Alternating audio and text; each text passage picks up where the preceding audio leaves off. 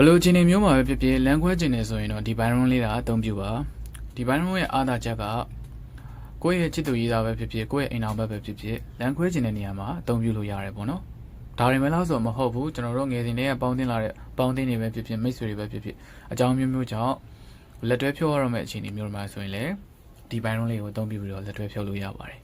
ဒီဘိုင်းရွန်းကဒီကေးဘိုရဲ့ Agis ရဲ့ Gateway ရဲ့ပေါ့နော်ဒီ၃ခုနဲ့ပဲ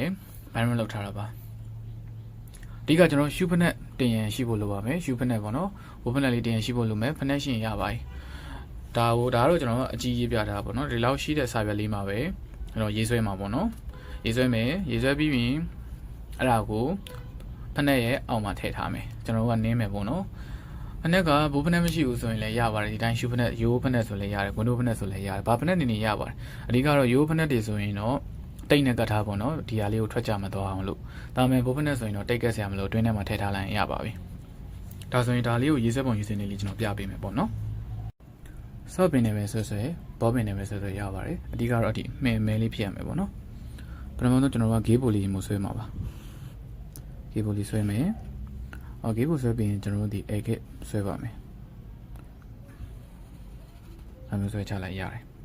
ပြီးရင်ဒါမျိုးလေး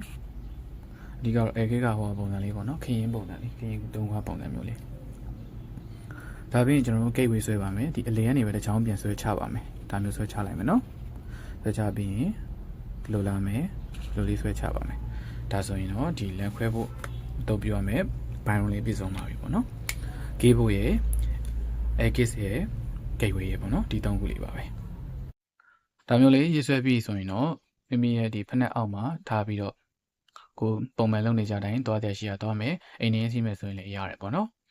အဓိကဒီဟာကိုဘယ်ချိန်မှာအဓိကဆွဲခြင်းလဲဆိုရင်ဒီညဘက်ပိုင်းနေမှာဆွဲမယ်ဆိုရင်ပိုပြီးအားကောင်းပါတယ်အဓိကတော့ကိုယ့်ရဲ့စိတ် powerful ဖြစ်နေတဲ့ချိန်မျိုးပေါ့နော်မိမိရဲ့စိတ် energy ပြည့်ဝနေတဲ့ချိန်မျိုးမှာဒါကိုဆွဲပါဒါဆိုရင်တော့အဆင်ပြေမယ်ထင်ပါတယ်မရှင်းတာရှင်ခွန်မပေါက်မှာမေးခဲ့လို့ရပါတယ်